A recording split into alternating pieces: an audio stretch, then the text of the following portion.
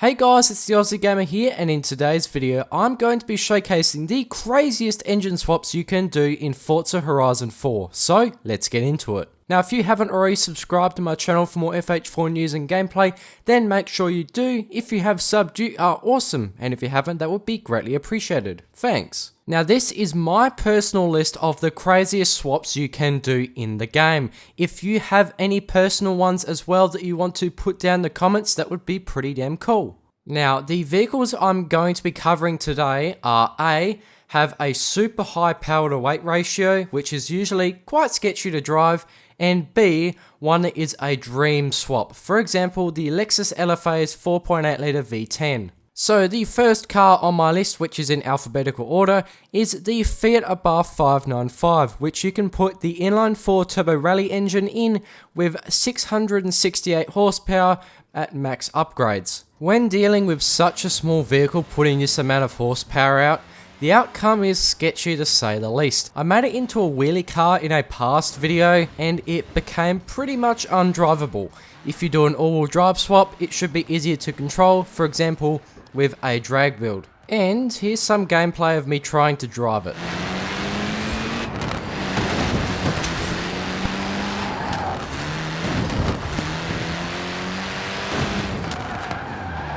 Alrighty, the second car on this list is the 1968 Ford Mustang 2+2 Fastback, where you can put in the 2.6 litre inline 6 known as the RB26 DETT, and around 800 horsepower is its maximum output. With this specific vehicle, if you're looking for a quirky swap or want to make the Tokyo Drift movie car, then this is a really fun one to use. Hearing the RB26 scream in a muscle car from this era is awesome and funny at the same time, even though the audio file is a little balked. Also, since it's pushing around 800 horsepower at max upgrades, it's not impossible to drive too. I'd recommend trying this out if you have the car pass or the Icons car pack. And I'm going to show some gameplay of it now.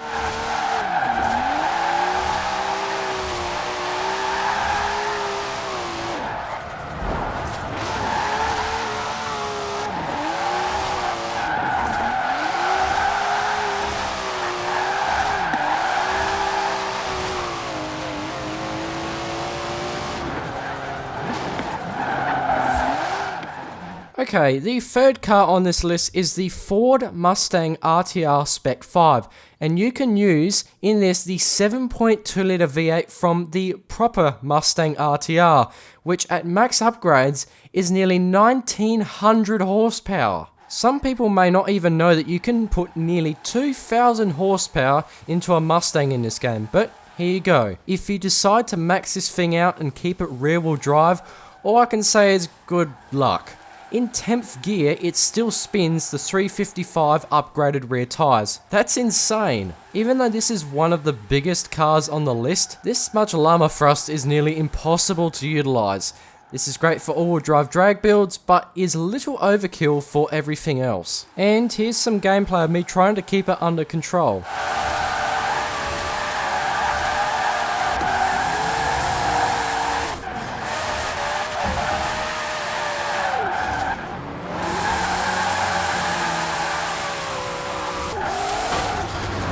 Now, the fourth vehicle on this list is also a Ford, this one being the 1965 Ford Transit, where you can put in the 7.2 litre V8 from the RJ Anderson Polaris RZR Pro 2 truck, and max upgraded pushes over 1350 horsepower. If you want to turn a tame British van into a crazy experience, then give this one a shot. This engine makes for a great wheelie or drag build. I wouldn't recommend turning this into a competitive race car since it's got the same drag coefficient as a brick. This also may be good for a comical drift build if you can tune it correctly. And here's some gameplay of me trying to handle it.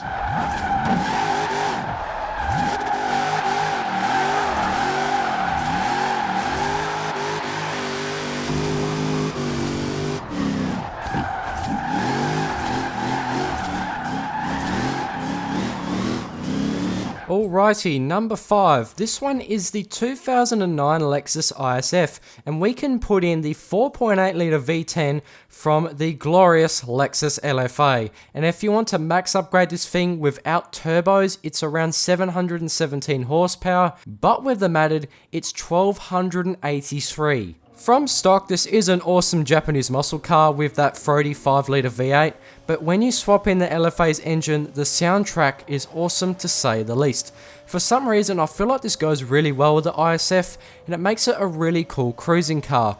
As I said, with no turbos, it makes around 717 horsepower, but with them on, it's 1283. I personally like it with less horsepower, but you can make it insane if you want to. So here's some gameplay without it and with it.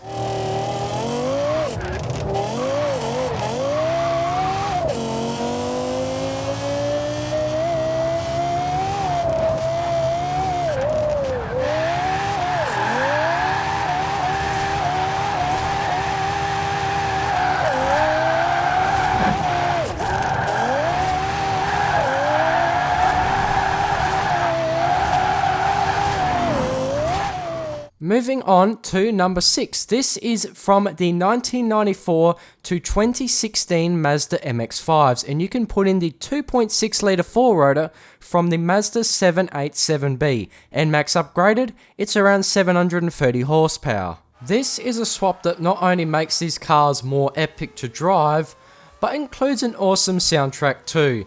It's a great engine for a drift build and also a competitive race car because of the higher RPM. The 4-rotor in such a small car is also very fun and surprisingly controllable if you tune it correctly. And here is some gameplay of me driving it around now.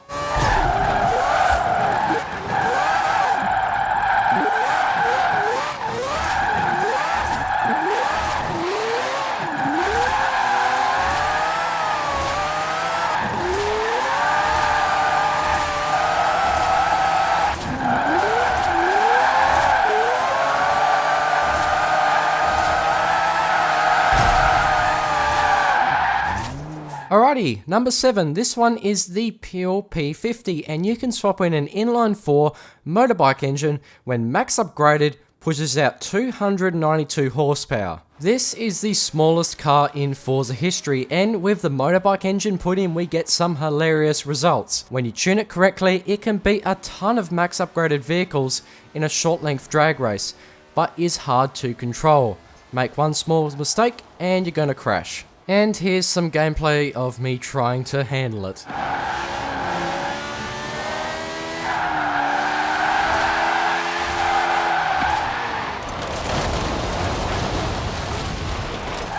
Number 8 on this list is the Toyota GT86, and we can do two pretty epic swaps. The first one being the 2JZ swap, which is around 1600 horsepower max upgraded, and also the 4.5 litre V8 from the Ferrari 458, which is around 914 horsepower maxed. Usually I would recommend one swap, but this has two great choices. Putting in the 2JZ makes it another sketchy driving experience, especially if you want to do a top speed build. This is another car that is too light for its own good with that much power. When you put in the Ferrari 458's engine, it's not as scary, but just as cool. Being able to slot in a Ferrari 458 into a Toyota is rare, and you can make it just like the Formula Drift's GT4586. Now I'm going to show some gameplay of both engine swaps because one is crazy and the other is just awesome for the note.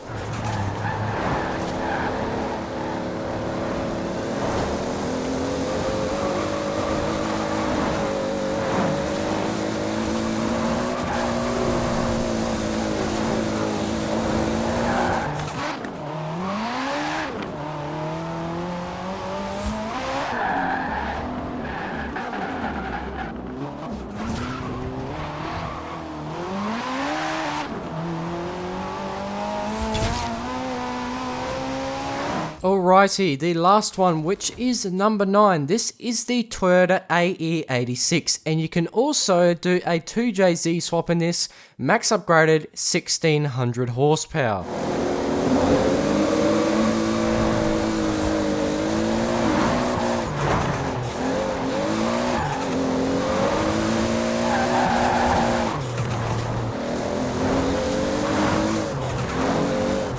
Alrighty guys, well I'm going to end it here. Thank you for watching. If you want to see more from me, then make sure to subscribe, and I'll catch you in my next one.